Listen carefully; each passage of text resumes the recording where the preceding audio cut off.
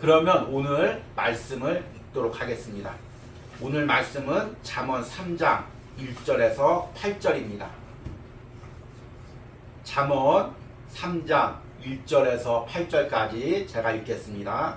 내 아들아, 나의 법을 잊어버리지 말고 내 마음으로 나의 명령을 지키라. 그리하면 그것이 내가 장수하여 많은 해를 누리게 하며 평강을 더하게 하리라. 인자와 진리가 내게서 떠나지 말게 하고 그것을 내 목에 매며 내 마음판에 새기라. 그리하면 내가 하나님과 사람 앞에서 은총과 귀중히 여김을 받으리라. 너는 마음을 다하여 여호와를 신뢰하고 내 명철을 의지하지 말라. 너는 범사의 그를 인정하라. 그리하면 내 길을 지도하시리라. 스스로 지혜롭게 여기지 말지어다. 여호와를 경외하며 악을 떠날지어다. 이것이 내 몸에 양약이 되어 내 골수를 윤택하게 하리라. 아멘. 우리 8월 한 달 동안은 광고한 대로 잠언을 본문으로 하나님의 지혜로 세상을 살아가기라는 주제로 말씀을 듣고 있습니다. 이 말씀이 이 시대에 너무나 소중합니다. 우리 지난 시간에 말씀했듯이 우리가 구원을 받고 하나님의 자녀가 된 것과 하나님의 지혜를 소유하는 것은 다른 부분이라고 이야기를 했습니다. 우리가 구원을 받고 하나님의 자녀가 된 것이 하나님의 지혜를 소유하게 한 밑바탕의 기본 조건이 되지만 구원을 받았다고 다 하나님의 지혜를 소유한 것은 아닙니다. 그래서 구원받은 하나님의 자녀도 세상의 지혜로 살아가다가 결국에 어려움을 당하는 경우가 많이 있습니다. 특별히 요즘같이 세상의 가치관이 강한 시대에는 더욱더 하나님의 지혜가 필요합니다. 여러분들이 이 말씀을 듣고 꼭 이 잠언을 묵상하고 이것을 간구하시길 바랍니다. 지난주에는 하나님의 지혜는 무엇인가 라는 말씀을 들었습니다. 오늘은 잠언 3장을 중심으로 어떻게 하나님의 지혜를 소유할 수 있을까라는 주제로 말씀을 전하려고 합니다. 이제 제가 이 40대부터 참 이제 건강에 아주 유념을 하고 관리를 했습니다.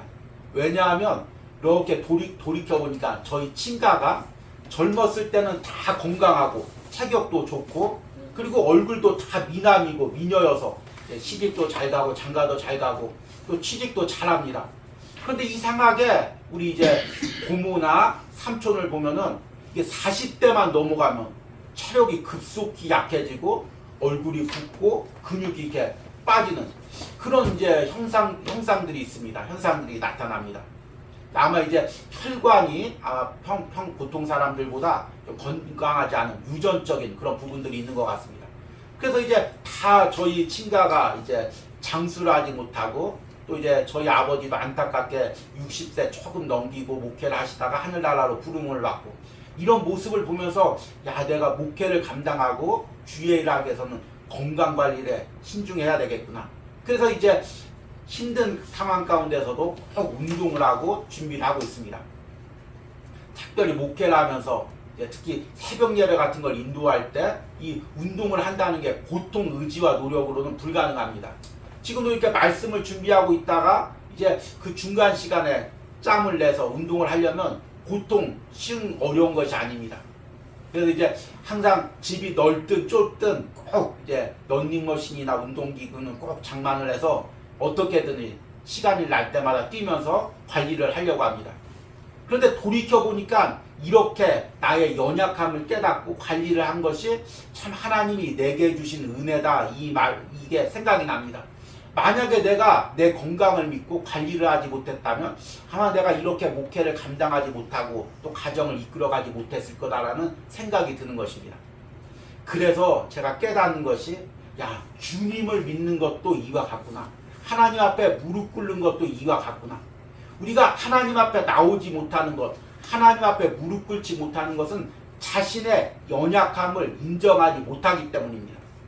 우리 교회 나오기 힘들어 하시는 분들, 하나님을 믿기 힘들어 하시는 분들의 성품을 보십시오. 다 자기 자신을 믿거나 자기 자신에게 확신이 있는 사람, 자신의 계획과 자신의 어떤 그 삶에 대해서 자신이 있는 사람, 이런 사람들이 주님 앞에 무릎 꿇어 하기가 굉장히 힘들어 합니다. 우리가 지금 말씀하고 있는 하나님의 지혜도 마찬가지입니다. 왜 우리가 하나님의 지혜가 없을까요? 앞에서 이야기했듯이 구원받는 거하고 하나님의 자녀가 되는 거하고 하나님의 지혜를 소유하는 거하고는 또 다른 문제라고 이야기를 했습니다. 구원을 받고 하나님의 지혜가 돼도 아직도 내 안에 자신감이 있기 때문입니다. 야, 내가 계획하면 돼. 내가 노력하면 돼. 내가 선택하면 돼. 나는 정확히 판단할 수 있어. 내가 판단하면 그건 옳아. 이런 확신이 있는 사람은 하나님의 지혜를 소유할 수가 없습니다. 이것이 사실 지금 우리가 전하고 있는 하나님의 지혜에 대한 부분의 아주 핵심적인 요소입니다. 우리가 계속해서 성경을 읽지 않습니까? 그리고 잠언들도 한 번씩 읽고, 한 번만 읽었겠습니까? 여러 번 읽고, 주일마다 말씀을 들으면서 하나님의 방법대로 사는 것, 하나님의 지혜대로 사는 것, 그 방법을 계속해서 듣습니다. 하다못해 그 아이들도 아마 수업 시간에 이렇게 반복해서 영어나 아니면 수학 공식을 들었으면 다 외우고 다 익혔을 것입니다. 그런데 왜 우리가 세상에서 하나님의 지혜대로 살지를 못할까요? 이게 아주 핵심 질문이죠. 아직도 내 안에 나의 지혜, 나의 자신감, 나의 방법이 남아있기 때문입니다. 그러면 하나님의 지혜가 들어왔을 때 하나님의 지혜가 하찮게 보입니다. 아, 이게 옳은데, 이 방법이 옳은데. 아무리 하나님의 지혜는 그냥 주일날 설교 때 듣기 좋은 소리로 끝이고 마는 것입니다. 그래서 하나님의 지혜를 소유하려면 반드시 나의 지혜와 나의 방법과 나의 생각을 깨트려야 됩니다. 이것이 깨어지지 않는 한 하나님의 지혜는 성경의 이야기일 뿐이지 내 삶과는 상관이 없는 것이 됩니다. 그러게 여러분, 하나님의 지혜를 소유하고 싶다면, 꼭 하나님의 지혜를 얻기 위하고 싶다면 먼저 내 생각과 방법을 깨트리시기 바랍니다. 우리 지난 시간에 하나님의 지혜란 무엇이라고 했습니까? 하나님의 지혜는 이 세상을 창조하시고 이 세상을 다스리고 있는 하나님의 지혜입니다. 그래서 우리가 이 세상을 내 방법으로 사는 것이 아니라 하나님의 지혜대로 살고 하나님의 뜻을 분별하고 하나님이 원하시는 길을 선택하는 것, 이것이 이제 하나님의 지혜라고 말씀을 드렸습니다. 그러면 그 지혜를 알았으면, 하나님의 지혜가 어떤 것인 줄 알았으면 그 지혜를 내 삶에서 소유하려면 어떻게 해야 하는지를 이야기하는 것이 바로 오늘 읽은 잠언 3장의 말씀입니다.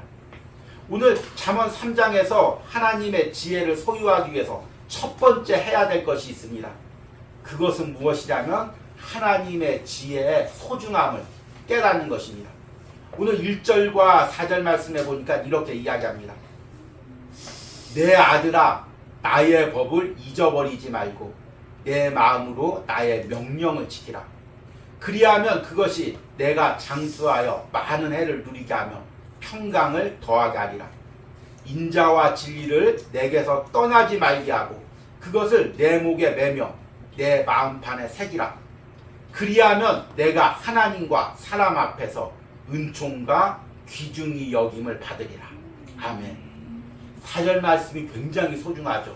그리하면이란 무엇일까요? 지혜를 소중히 여기면 내가 하나님과 사람 앞에서 은총과 귀 여김을 받으리라. 예전 성경에는 존귀함이라고 번역되어 있죠. 존귀함을 받으리라. 그러니까 우리가 하나님 앞에서 또 세상을 살면서 존귀함을 받으려면 하나님의 지혜를 소중히 여겨야 된다는 것입니다. 이 잠언의 말씀은 사실은 지혜로 살아간 아버지가 자녀에게 유언을 하는 그런 형식으로 되어 있습니다. 이제 평생을 하나님의 지혜로 살아보니까 이 지혜가 너무나 소중한 것입니다. 그래서 이 자녀에게 생을 마치면서 아니면 노년이 되어서 네가 앞으로 이제 세상을 살아갈 텐데, 나처럼 평생을 살아갈 텐데 다른 무엇보다도 지혜를, 하나님의 지혜를 소중히 여겨라. 지금 이야기를 하고 있는 것입니다. 왜냐하면 이 아버지가 삶에서 아주 철저하게 깨달았기 때문입니다. 아마 이제 잠언의 저자를 솔로몬으로 본다면 이 솔로몬이 일평생 다윗을 통하여 많은 부귀를 얻고 또 왕권을 든든히 세움을 받았습니다. 그러나 또 이제 중년 때 또 세상의 여성들을 접하고 이방신들을 접하며 하나님을 떠나고 어려움을 당했습니다. 그리고 노년에 다시금 신앙을 회복했죠. 그리고 나서 철저하게 깨달았습니다. 내가 많은 돈이 있고 물질이 있고 권력이 있어도 하나님을 떠나면 다 잃어버린 거다. 하나님의 지혜를 잃어버려서 내가 이 어려움을 당했다. 철저하게 80평생 70평생 깨달은 것입니다. 그리고 이 깨달은 것을 어떻게든지 자녀에게 물려주고 싶습니다. 그래서 지금 자녀에게 이야기하는 것이 1절에 내 아들아 나의 법을 잊어버리지 말고 내 마음으로 나의 명령을 지켜라. 여기서 나의 법, 나의 명령이란 하나님의 지혜대로 사는 것을 의미합니다. 마치 이런 거죠. 세상의 부모들이 이제 그 예전 분들은 특히 어렵게 많이 살아셔가지고 이 땅을 굉장히 소중히 여겼습니다.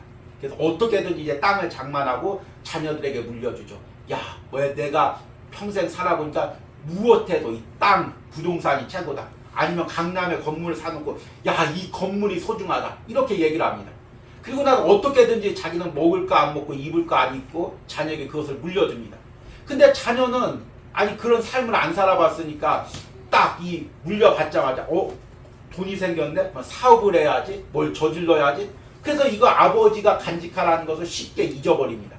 왜냐하면 아버지가 일평생 깨달은 이 소중한 것을 자녀는 이게 소중한 것인지를 느끼지 못하기 때문입니다. 공부도 마찬가지죠. 제가 아는 장로님은 이제 공무원으로 이제 옛날에는 이제 공무원 시험 봐서 들어가기가 쉬웠습니다. 그래서 공무원이 되었는데 막상 공무원이 되어서 경쟁을 하다 보니까 본인이 대학교를 나오지 못한 것입니다. 그래서 그 승진을 하는데 자기만 계속 누락되는 것입니다.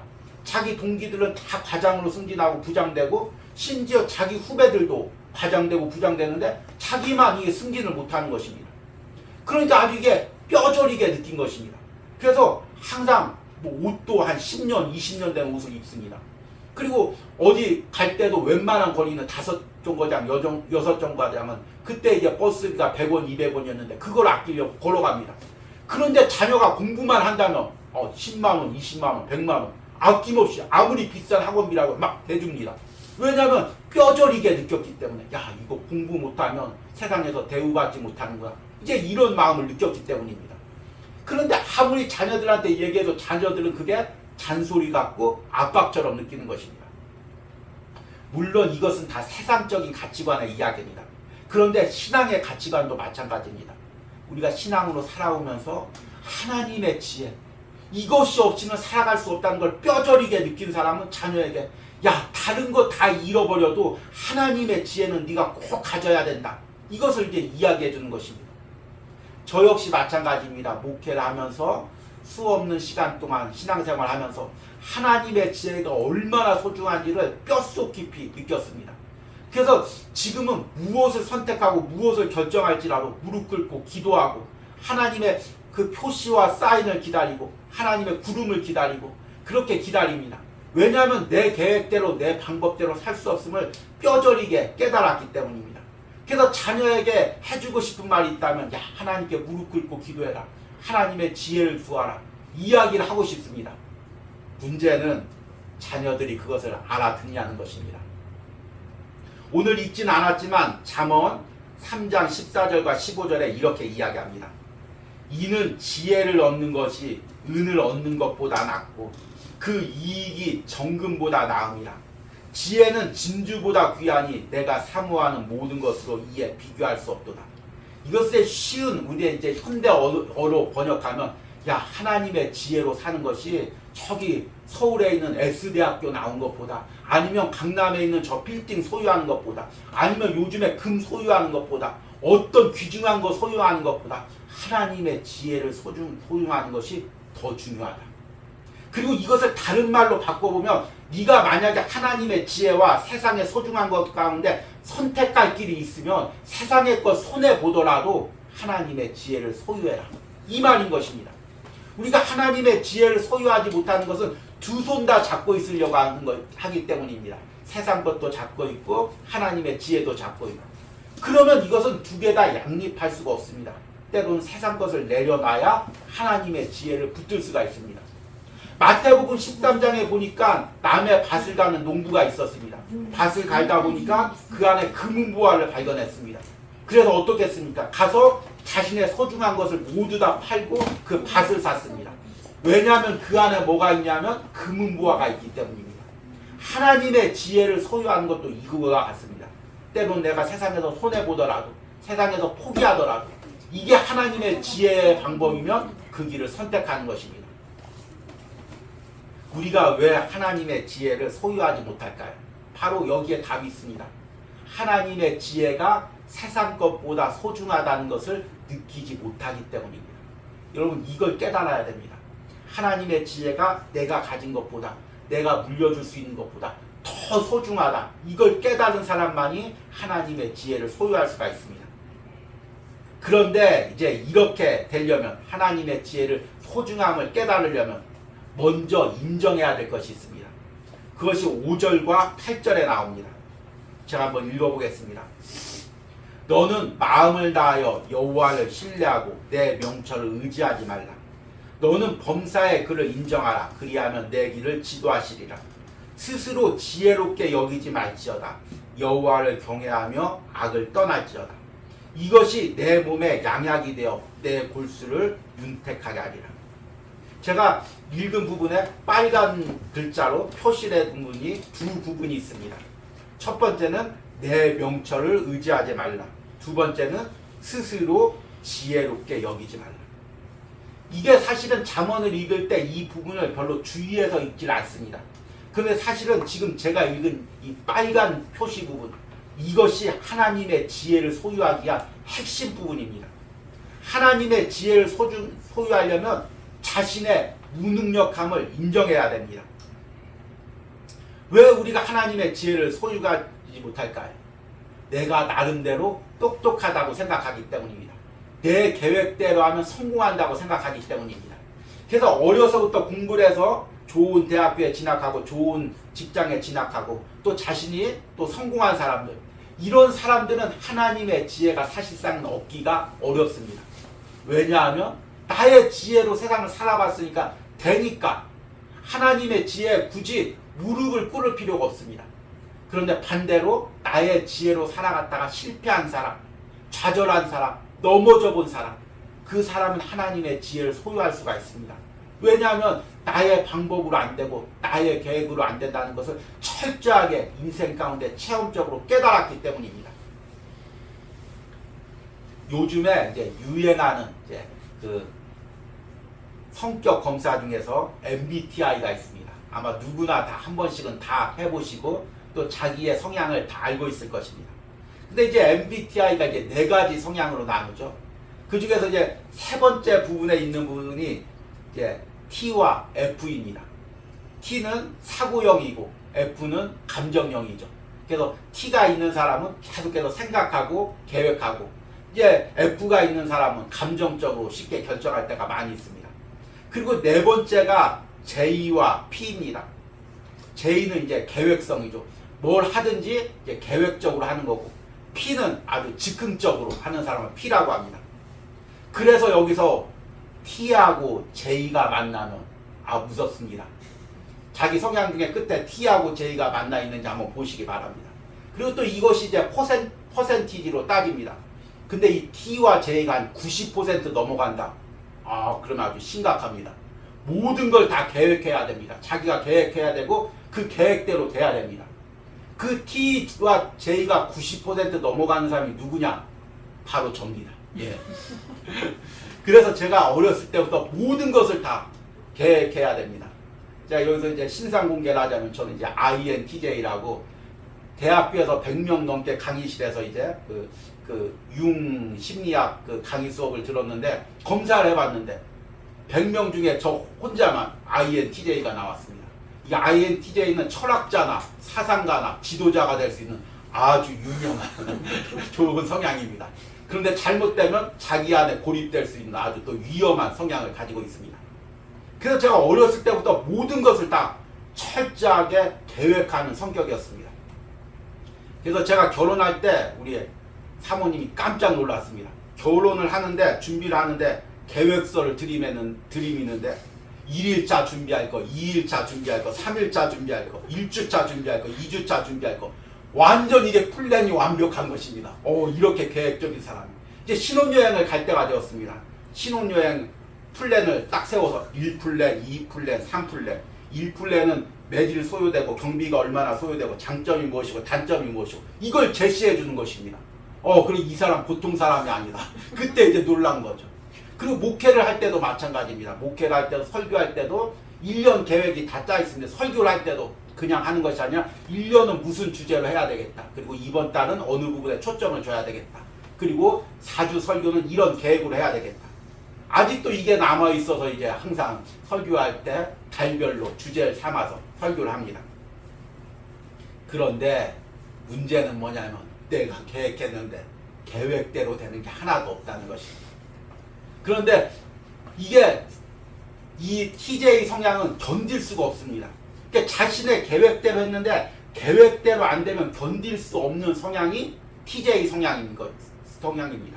그래서 이 계획대로 안 되면 쉽게 좌절하고 10가지를 계획 세웠는데 그 중에 한 가지가 안 되면 10가지를 포기하는 성향이 이게 TJ 성향이죠.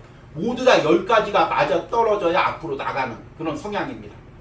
그런데 내가 계획했을 때 계획대로 되지 않고 오히려 계획을 내려놨을 때 하나님께서 일하심을 깨닫게 되었습니다. 그리고 어느 순간부터 나의 계획을 내려놓게 되었습니다. 그래서 요즘에 누가 이제 저에게 목사님 목회 계획이 어떻게 됩니까? 어떤 계획을 가지고 있습니까? 이 물음이 가장 난감합니다. 왜냐하면 내가 계획을 세울 수 없는데 나의 계획을 물어보는 것입니다. 그러니까 난감하죠. 그때 솔직히 인정합니다. 저는 계획이 없습니다. 하나님의 인도를 기다리고 있습니다.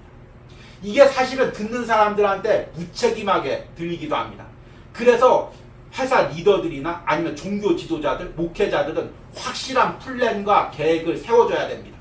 야, 우리 올해 교회 목표는 1000명 부흥이다. 아니면 10,000명 부흥이다. 성전 이렇게 짓는 거다. 아니면 몇 교회 개척하는 거다. 아니면 뭐 성교 10군데 성교하는 거다.